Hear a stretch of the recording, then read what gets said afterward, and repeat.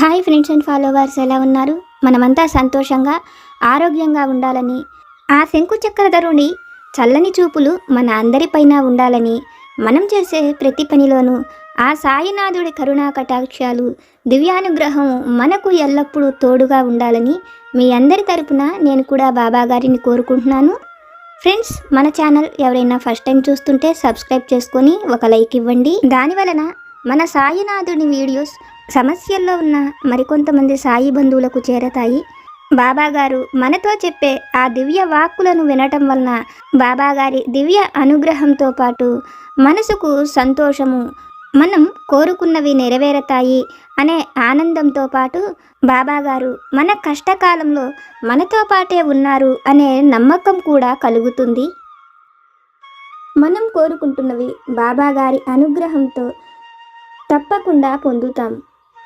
మనం చాలా కష్టంలో ఉన్నప్పుడు అనుకుంటాం, సాయి, నా జీవితంలో ఇలా ఎందుకు జరుగుతున్నది? నా జీవితంలో కొంచెం కూడా అదృష్టం అనేది లేదా అని బాధపడుతూ ఉంటాం. అయితే బాబాగారు మనకు చెప్పినట్లుగా మనం ప్రతి ఒక్కరము కూడా ఆ సాయి తండ్రి బిడ్డలమే. అయితే బాబాగారు మనకు చెప్పినట్లుగా ప్రయత్నించండి. నమ్మకంతో ప్రయత్నిస్తే మన సాయి తండ్రి మనం కోరుకున్న వాటిని మనకు అనుగ్రహిస్తారు. ఓపికగా, ఓర్పుగా ఉండు తల్లి, నువ్వు అనుకున్న ఫలితాన్ని తప్పక పొందుతావు అని మన సాయి సమర్థులు ఒక చక్కని విషయాన్నైతే మనతో చెబుతున్నారు. ఈరోజైతే బాబాగారు తన దివ్య వాక్కులతో ఒక మంచి సందేశాన్ని మనకు తెలియజేస్తున్నారు. మన సాయి తండ్రి మనతో చెబుతున్నారు, తల్లి, ఓర్పుతో, సహనంతో ఉండు, నువ్వు కోరుకున్న దానిని పొందగలుగుతావు. అయితే తల్లి, నువ్వు కోరుకుంటున్న ఆ ఫలితాన్ని పొందాలి అంటే నువ్వు ఎంతో శ్రమ పడవలసి ఉంటుంది. నీ ముందు ఉన్న ఈ సమస్యలకు కొంచెం కూడా నువ్వు బెదరకూడదు. నువ్వు ఎంత ఓపికగా, సహనంగా ఉంటావో నీకు కలిగే విజయం అంత సంతోషాన్ని, గొప్ప ఫలితాన్ని, ఆనందాన్ని కలిగిస్తుంది. ఎందుకంటే తల్లి, కష్టపడేవారే ఆ ఫలితాన్ని పొందేందుకు కూడా అర్హులు. నువ్వు ఏదైతే పొందాలి అని కష్టపడుతున్నావో ఆ ఫలితాన్ని పొందే అర్హత నీకు తప్పక ఉంది. తల్లి, నువ్వు ఓపికతో ఎదురు చూస్తున్న ఫలితం నీకు 1000 రెట్లు సంతోషాన్ని, ఆనందాన్ని కలిగిస్తుంది. ఆ ఫలితాన్ని నీకు కలగనివ్వకుండా ఎంతోమంది నీకు అడ్డుపడేందుకు ప్రయత్నిస్తారు. కానీ తల్లి, నువ్వు ఏదైతే ఫలితాన్ని కోరుకుంటున్నావో ఆ ఫలితం నీ కోసం నిన్ను వెతుక్కుంటూ వచ్చే రోజు రాబోతున్నది.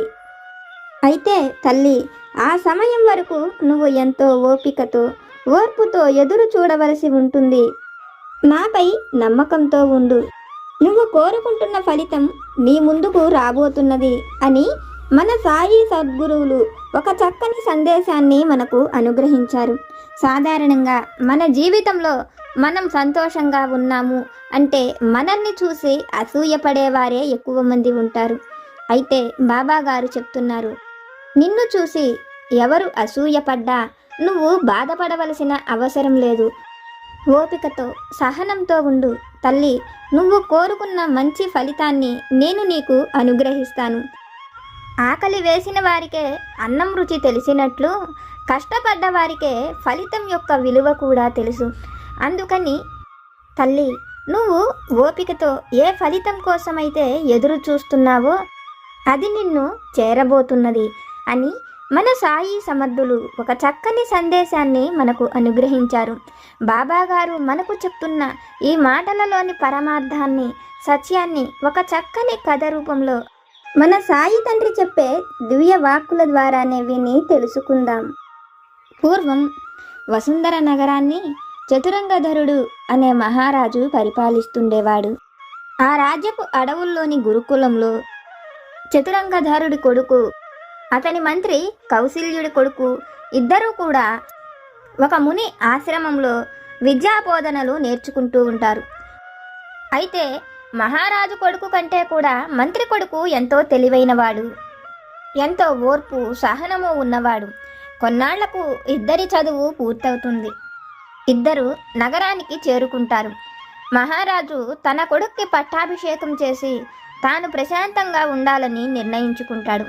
ఆ విషయానికి చతురంగధరుడితో పాటు మంత్రి కౌశల్యుడు కూడా తనకు బదులుగా తన కొడుకును మంత్రిని చెయ్యాలని, అతను కూడా ఆ పదవి నుంచి విరమణ పొందాలని కోరుకుంటారు. వాళ్ళ ఇద్దరి ఆలోచన ఒకటి అవ్వడంతో వాళ్ళు ఇద్దరు అనుకున్నట్లుగా ఒక శుభముహూర్తాన అతను తన కొడుకుని రాజుగాను, తన స్నేహితుడైన కౌశల్యుడి కొడుకుని మంత్రిగాను నియమిస్తాడు. మహారాజు నియమించినట్లుగా వాళ్ళ ఇద్దరు కూడా ఎంతో తెలివిగా రాజ్య పరిపాలన చేస్తుంటారు.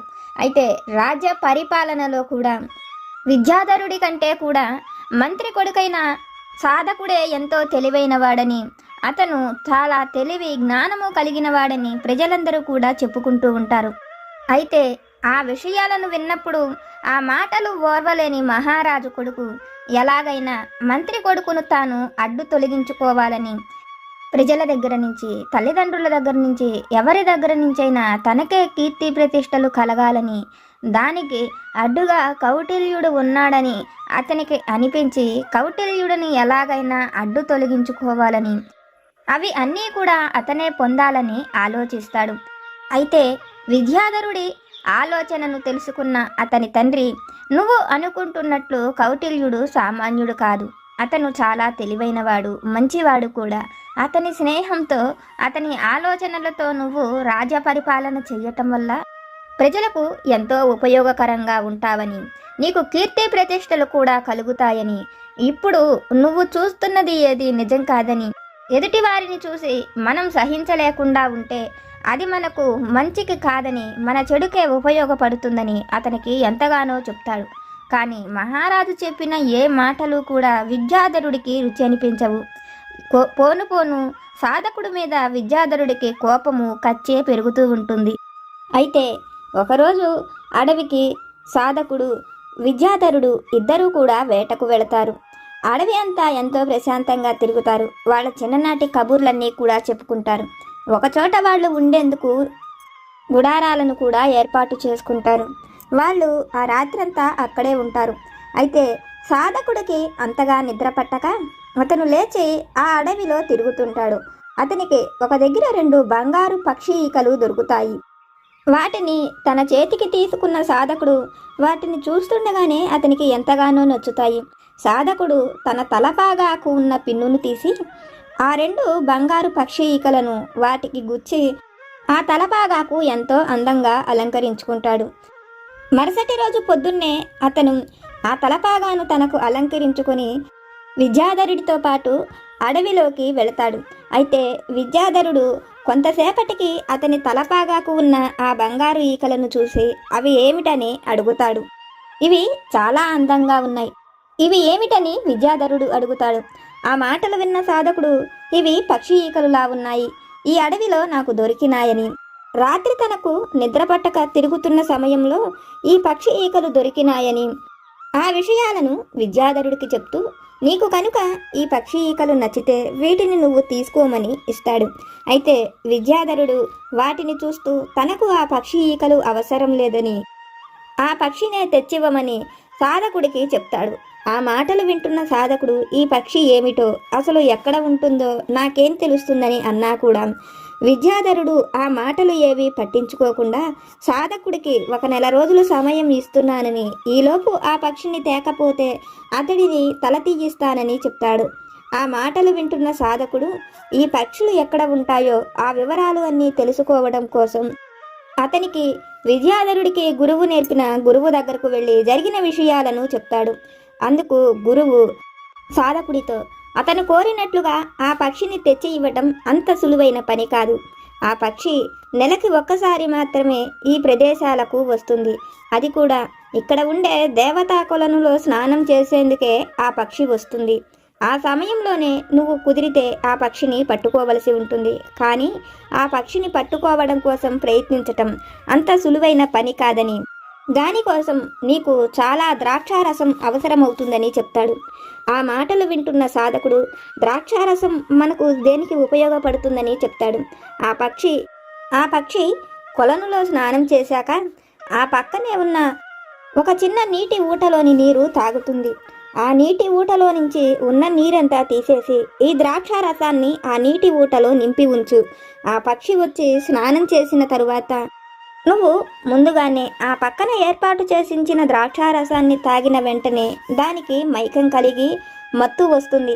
ఆ సమయంలో మాత్రమే నువ్వు ఆ పక్షిని బంధించి తీసుకువెళ్ళి అతనికి ఇవ్వగలవని, లేని పక్షంలో ఆ పక్షిని పట్టుకోవటం చాలా కష్టం. అంతేకాదు, దాన్ని పట్టుకోవాలని మామూలుగా ప్రయత్నిస్తే అది అసలు లొంగదు కూడా అని అన్ని విషయాలను జాగ్రత్తగా చెప్పి సాధకుడిని పంపిస్తాడు. ఆ విషయాలన్నీ సాధకుడు ఇంటికి వచ్చి మహారాజుకి తన తండ్రికి చెప్పినప్పుడు నువ్వు ప్రాణాలకు తెగించి వెళ్ళటం మంచిది కాదని విద్యాధరుడికి నచ్చ చెప్తామని ఎంతగానో చెప్పి చూస్తారు. విద్యాధరుడు ఆ విషయానికి ఒప్పుకునేదే లేదని, తనకు ఆ బంగారు పక్షి కావాల్సిందేనని చెప్తాడు. సాధకుడు కూడా తన స్నేహితుడు అడిగినట్లుగా ఆ బంగారు పక్షిని తాను తెచ్చి ఇస్తానని వెళతాడు. అయితే విద్యాధరుడు మాత్రం ఇంకా సాధకుడు రాలేడని, ఆ పక్షి కోసం వెళ్ళినవాడు ఆ పక్షిని తేవడం చాలా కష్టమని గురువు చెప్తున్నాడు కాబట్టి అతను ఆ పక్షిని తీసుకురాలేకపోగా అక్కడే చనిపోతాడని అనుకుంటాడు. కానీ విద్యాధరుడు మాత్రం గురువు చెప్పినట్లుగానే ముందుగా తన వెంట తెచ్చిన ద్రాక్షారసంతో ఆ పక్షి తాగే నీటి ఊటని మొత్తాన్ని నింపి ఉంచుతాడు. ఆ పక్షి వచ్చి ఆ సెలయేటిలో స్నానం చేసి ఆ పక్కన నీటి ఊటలో ఉండే ద్రాక్షారసాన్ని ఆ పక్షి, దానితో పాటు మరికొన్ని దేవతా పక్షులు కూడా తాగుతాయి. అయితే వాటన్నిటిలోనూ బంగారు పక్షి ఎంతో అందంగా మెరిసే కన్నులతో చాలా ప్రత్యేకంగా కనపడుతుంటుంది. అది చూస్తున్న సాధకుడు ఎప్పుడు ఆ పక్షి తన కడుపు నిండా ఆ ద్రాక్షారసాన్ని తాగి మైకంతో ఉంటుందో ఆ సమయంలో తీసుకువెళదామని ఎదురు చూస్తుంటాడు. సాధకుడు చూసినట్లుగానే ఆ పక్షి మొత్తము కూడా ద్రాక్షారసాన్ని తాగి మైకంతో అక్కడ నిలబడిపోతుంది. అది అర్థం చేసుకున్న సాధకుడు వెంటనే ఆ పక్షిని తను తీసుకువచ్చిన గొలుసులతో బంధించి జాగ్రత్తగా తీసుకువెళ్ళి విద్యాధరుడికి ఇస్తాడు. విద్యాధరుడికి ముందుగా జాగ్రత్తలు కూడా చెప్తాడు. ఆ పక్షిని అలవాటు చేసుకునేందుకు విద్యాధరుడు ఎంతగానో ప్రయత్నిస్తుంటాడు. కానీ గొలుసులు కట్టి ఉన్నా కూడా ఆ పక్షి పైకెగురుతూ విద్యాధరుణ్ణి ముక్కుతో పొడుస్తూ తన దగ్గరకు వచ్చేందుకు కూడా ఒప్పుకోకుండా అతడిని భయపెడుతూ ఉంటుంది. అయితే విద్యాధరుడికి ఆ పక్షి వచ్చినా కూడా తనకు ఏమాత్రము సంతోషం లేదని, తన స్నేహితుడైన సాధకుడు చనిపోలేదని, ఇంకా పక్షిని తేవటం వల్ల అతను మరింత గౌరవాన్ని పొందాడని, అతను ఎంతో ధైర్యశాలని ప్రజలందరూ కూడా పొగుడుతున్నారని అనుకుంటూ ఉంటాడు. అయితే కొన్నాళ్లకు విద్యాధరుడు రాచకార్యం మీద పొరుగు రాజ్యం వెళ్ళి వస్తుంటాడు. ఆ సమయంలో అతనికి సహాయంగా సాధకుడు కూడా వస్తాడు. ఇద్దరు పొరుగు రాజ్యానికి వెళ్ళి అక్కడ ఉండే విశేషాలను, మంత్రుల సలహాలను తెలుసుకొని వస్తున్న సమయంలో సాధకుడుకు ఒక నడుముకు పెట్టే గొలుసు దొరుకుతుంది. అది ఆడవాళ్ళు ఉపయోగించే నడుము గొలుసుని చూసేందుకు చాలా అందంగా ఉందనుకున్న సాధకుడు ఆ నడుము గొలుసును తీసి తను కూడా నడుముకే పెట్టుకుంటాడు. అది సాధకుడి నడుముకు ఉండేటప్పటికి సాధకుడు ఎంతో అందంగా కళగా కనిపిస్తుంటాడు. అది చూసిన విద్యాధరుడు అతని నడుముకు ఈ గొలుసు ఎక్కడదని అడుగుతాడు. అతను ఇది తనకు దారి మధ్య దొరికినదని, చూసేందుకు చాలా అందంగా ఉన్నది, ఇది చూడడానికి స్త్రీదిలాగా అనిపిస్తున్నదని విద్యాధరుడితో చెప్తాడు. అందుకు విద్యాధరుడు, ఈ నడుము గొలుసే ఇంత అందంగా ఉందంటే ఇది పెట్టుకునే స్త్రీ ఇంకెంత అందంగా ఉండి ఉంటుందో, ఆమె నాకు మహారాణిగా కావాలి, ఆమెను నేను వివాహం చేసుకుంటానని సాధకుణ్ణి వెళ్ళి ఆమెను తెమ్మని చెప్తాడు. అయితే ఆ నడుము గొలుసు ఎవరిదో, మహారాణిదో, మనుషులదో, దేవతలదో కూడా తెలియకుండా నేను ఎలా తేగలనని అడిగినప్పుడు సాధకుడితో, నేను నీకు 6 మాసాల సమయం ఇస్తున్నాను, ఈలోపు నువ్వు ఈ నడుము గొలుసు ఎవరిదో తెలుసుకొని ఆ స్త్రీని తీసుకురాకపోతే నీకు మరణదండన తప్పదని విద్యాధరుడు చెప్తాడు. ఆ మాటలు విన్న సాధకుడు అతని గురువు దగ్గరకు వెళ్ళి ఆ నడుము గొలుసును చూపించి విద్యాధరుడు చెప్పిన విషయాలన్నిటినీ కూడా గురువుతో చెప్తాడు. గురువు అతను ఆలోచిస్తున్నట్లు, కోరుకుంటున్నట్లు ఆ పని అంత మంచి పని కాదు, ఇది నిజంగానే ఒక స్త్రీ నడుము గొలుసే, కానీ ఆమె మానవ స్త్రీ కాదు అని గురువు అన్ని విషయాలను సాధకుడికి చెప్పి తన మాటగా విద్యాధరుడితో చెప్పమని అతను కోరుకుంటున్నట్లు ఆమెను వివాహం చేసుకోవటం అతనికి ఎవరికి శ్రేయస్కరం కాదని, అతను కోరుకుంటున్నట్లు ఏది జరగదని అన్ని విషయాలను సాధకుడికి చెప్పి తను చెప్పినట్లుగా విద్యాధరుడికి చెప్పమని చెప్తాడు.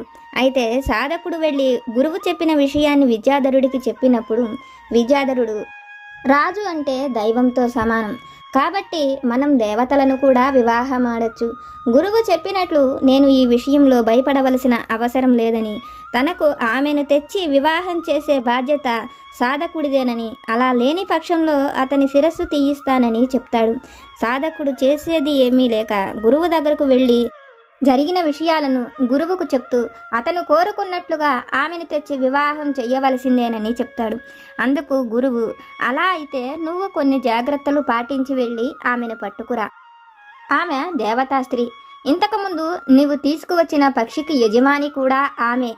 తన పక్షిని ఎత్తుకుపోయిన వారిని పట్టుకోవాలని ఆమె ఎంతగానో ప్రయత్నిస్తున్నది. అందువలన ఆమెకు నువ్వు ఎదురుగా వెళ్ళి నీ ప్రాణాలకు ప్రమాదాన్ని తెచ్చుకోకు.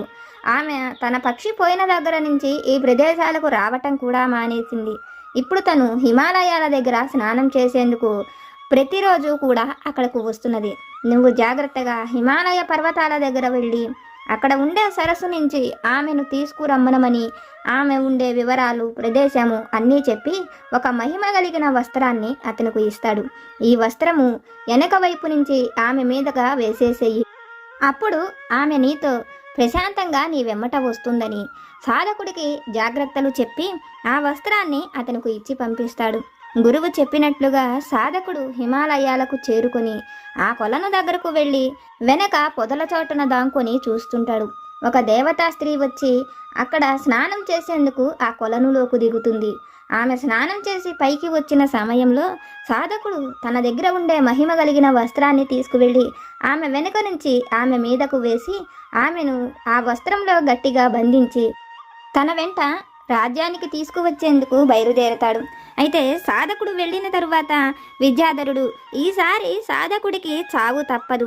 ఎందుకంటే పక్షి చేతిలో నుంచి తప్పించుకున్నంత తేలిక కాదు దేవతా స్త్రీ చేతుల్లో నుంచి తప్పించుకోవటం. ఒకవేళ అతను చనిపోకపోతే నా కోసం దేవతా స్త్రీని తప్పక తీసుకువస్తాడు. అప్పుడు నేను దేవతా స్త్రీని వివాహం చేసుకుంటాను. నాకు ఈ ప్రపంచంలోనే ఎంతో గొప్ప పేరు ప్రఖ్యాతలు కూడా లభిస్తాయని విద్యాధరుడు ఆశపడుతుంటాడు. విద్యాధరుడు అనుకున్నట్లుగానే సాధకుడు ఆ దేవతా స్త్రీని తీసుకువచ్చి విద్యాధరుడికి ఇస్తాడు. అయితే ఆ పక్షి యజమాని తను అవ్వడంతో ఆ పక్షి ఎంతో సంతోషంగా ఆమె దగ్గర తిరుగుతూ ఉంటుంది. విద్యాధరుడు ఆమెను తనను వివాహం చేసుకోమని అడుగుతాడు. ఆ దేవతా స్త్రీ, నేను తప్పక నిన్ను వివాహం చేసుకుంటాను. అయితే నా పక్షికి నాకు ఇటువంటి పరిస్థితిని కల్పించిన వాడిని నువ్వు చంపించాలని కోరుకుంటుంది. ఆమె మాటలు విన్న అతడిని చంపించటం నాకు అంత పెద్ద కష్టమైన పనేమీ కాదు. నేను మహారాజుని, అందులోనూ అతను నాకు స్నేహితుడు కూడా. నేను ఏమి చెప్పినా సాధకుడు తప్పకుండా చేస్తాడని, నువ్వు కోరుకున్నట్లు నేను సాధకుణ్ణి చంపిస్తానని, అయితే సాధకుణ్ణి ఎలా చంపాలో నువ్వే చెప్పమని కూడా చెప్తాడు. అందుకు ఆమె తను మరుగుతున్న వేడి నూనెలో ఉడుకుతూ చనిపోవాలని, అందుకోసం ఒక పెద్ద గుండిగ నిండా నూనెను వేడి పెట్టించమని ఆ నూనెలో అతడిని పడవేసి చంపమని కోరుతుంది. ఆమె కోరినట్లుగానే ఒక పెద్ద గుండిగ నిండా వేడి నూనెను మరిగించి సాధకుణ్ణి తీసుకువచ్చి అందులో పడవేయమని అతను చెప్తాడు. సాధకుణ్ణి పిలిపించి జరిగిన విషయాలన్నిటినీ కూడా అక్కడ ఉండే భటులు అతనితో చెప్తారు. అందుకు సాధకుడు తన స్నేహితుడు కోరుకున్నట్లుగానే ఆ నూనె గిన్నెలోకి దిగుతాడు. అయితే సాధకుడికి ఆ నూనె కొంచెం కూడా వేడిగాను మంటగాను అనిపించదు. ఎంత మంట మండుతున్నా ఆ నూనె మాత్రం చల్లగానే అనిపిస్తుంది. ఎందుకంటే ఆ నూనె గిన్నెను కలుపుతున్న వాళ్ళు ఆ దేవశాస్త్రికి సంబంధించిన భటులు. వాళ్ళు కలపటం వలన ఆ నూనె ఎంతో చల్లగా ఉంటుంది. సాధకుడు అందులో నుంచి దిగి వచ్చి ఆ విషయాన్ని ఆమెతో చెప్తాడు. ఆమె సాధకుడికి బదులుగా విద్యాధరుడిని ఆ నూనెలోకి దిగమంటుంది. విద్యాధరుడు, ఇదేం విచిత్రం, నన్నెందుకు దిగమంటున్నావు అని అడుగుతాడు. నన్ను వివాహం చేసుకునే నువ్వు నేను అడిగినది ఏదైనా చేస్తానన్నావు కదా, నువ్వు కోరగానే నీ స్నేహితుడు నన్ను తీసుకువచ్చి ఇచ్చాడు. అందుకే అందరూ అతన్ని ఎంతో గొప్పవాడని అంటుంటారు. కానీ నువ్వు ఎక్కడ నీ గొప్పతనాన్ని నిరూపించుకోలేకపోతున్నావు. నా కోరిక మేరకు నువ్వు ఒక్కసారి కూడా ఈ నూనెలోకి దిగేందుకు ప్రయత్నించలేదని అంటుంది. ఆ మాటలు వింటూనే విద్యాధరుడికి ఎంతో కోపం రగిలి సాధకుడు ఆ నూనెలోకి దిగినట్లుగా తాను కూడా ఆ నూనెలోకి దిగుతానని అక్కడ ఉండే భటులను పక్కకు జరగమని చెప్పి అతను ఆ నూనె గుండెగలోకి దిగుతాడు. అయితే సాధకుడు దిగినప్పుడు తెరులుతున్న నూనె ఎంతో చల్లగా అనిపిస్తుంది. విద్యాధరుడు దిగడంతోనే ఆ నూనె ఎంతో వేడిగా అనిపించి విద్యాధరుడు ఎంతో బాధతో అరుస్తుంటాడు. అతన్ని కాపాడేందుకు తన స్నేహితుడు ఎంతగానో ప్రయత్నం చేస్తాడు. కానీ ఆ నూనె గుండెగా చాలా పెద్దది అవ్వడంతో అతను అందులోనే చనిపోతాడు. అది చూస్తున్న దేవత, నువ్వు ఎంత ప్రయత్నించినా నీ స్నేహితుడిని కాపాడలేవు. ఎందుకంటే అతను నిన్ను చంపించాలి అనే ఉద్దేశంతోనే ఇంత పెద్ద నూనె గుండిగను ఏర్పాటు చేశాడు. నేను కోరుకున్నందుకు అతడు నిన్ను చంపాలనుకోవటం లేదు. అతను 1-2 సార్లు నిన్ను నా దగ్గరికి, నా పక్షి దగ్గరికి పంపడానికి కారణం కూడా అదే. అతని ఓర్వలేనితనమే అతని చావుకి కారణమైంది. నీ ఓర్పు సహనంతో నువ్వు ప్రజల మంచితనాన్ని గెలుచుకుంటే అతని ఓర్వలేనితనంతో అతను చావును తెచ్చుకున్నాడని విద్యాధరుడి ఆలోచనలను అతనికి అర్థమయ్యేట్లుగా చెప్పి, నీలాంటి ఓర్పు సహనము ఉన్నవాళ్లే ఈ రాజ్యానికి రాజులుగా ఉంటే ప్రజలకు ఎంతో మేలు జరుగుతుందని దేవతాస్త్రీ అతనితో చెప్తుంది. దేవత మాటలు విన్న విద్యాధరుడి తండ్రి చతురంగధరుడు కూడా అవునని, దేవత చెప్పిన మాటలు నిజమేనని సాధకుణ్ణే రాజుగా చేసేందుకు ఒప్పుకుంటాడు. తన గురువు అనుమతితో అతను చెప్పిన శుభముహూర్తాన సాధకుడికి రాజుగా పట్టాభిషేకం చేస్తారు. అదంతా చూస్తున్న సాధకుడి తండ్రి కౌశల్యుడికి మొదట తన కొడుకుని చంపేందుకు తన స్నేహితుడే ఎన్నోసార్లు ప్రయత్నించాడని, కానీ దైవానుగ్రహంతోనూ ఓపిక సహనంతోనే అతను వాటి అన్నిటినీ చెయ్యగలిగాడని, మనం జీవితంలో కష్టాలు ఎదురైనప్పుడు భయపడకూడదని, ఓపిక సహనంతోనే మనం కోరుకున్న విజయాన్ని పొందగలమని కౌశల్యుడుకు అర్థమవుతుంది. తల్లి, ఇది విన్న నీకు నేనేమి చెప్పాలనుకుంటున్నానో అర్థమైంది కదా. నువ్వు కోరుకుంటున్న విజయాన్ని పొందే మంచి రోజు రాబోతున్నది తల్లి. అప్పటి వరకు నీకు కూడా ఓపిక సహనం అనేది ఎంతో అవసరం. ఎందుకంటే నీ చుట్టూ ఉండేవారికి నువ్వు ఎదగటం కూడా నచ్చదు. వాళ్ళు వాళ్ళ అవసరానికి మించి ఆలోచిస్తారు. ఎలాగైనా నీ విజయాన్ని ఆపాలని, నువ్వు కోరుకున్నది పొందకూడదనే ప్రయత్నిస్తారు. అది నువ్వు కోరుకుంటున్న ఉద్యోగమైనా, నువ్వు ఇష్టపడ్డ వ్యక్తితో నీ వివాహమైన, నీ భర్తతో సంతోషకరమైన జీవితమైన, తల్లి నువ్వు కోరుకుంటున్నది ఏది పొందకూడదనే ఆలోచిస్తారు. కానీ ఓపిక సహనంతో ఉండు, నువ్వు కోరుకుంటున్న విజయాన్ని పొందే రోజు రాబోతున్నది అని మన సాయి సమర్థులు ఒక చక్కని సందేశాన్ని మనకు అనుగ్రహించారు. ఫ్రెండ్స్, బాబాగారు మనల్ని అనుగ్రహించి చెప్పిన ఈ దివ్యవాక్కులను విన్నారు కదా. బాబాగారి అనుగ్రహంతో మనం తెలుసుకున్న ఈ విషయాలు కనుక మీకు నచ్చితే లైక్ చేయండి, షేర్ చేయండి. మీకు ఏమైనా సమస్యలు కనుక ఉంటే వాటిని నాకు కామెంట్ సెక్షన్లో పెట్టండి. నేను పూజ చేసుకునేటప్పుడు మనందరి సమస్యలు తీరాలని, మన అందరి కోరికలు నెరవేరాలని మీ అందరి తరపున నేను కూడా బాబా గారిని కోరుకుంటాను. నాకు తెలిసిన పరిష్కారాలను కూడా చెప్తాను. జై సమర్థ సద్గురు సాయినాథ్ మహారాజ్ కి జై.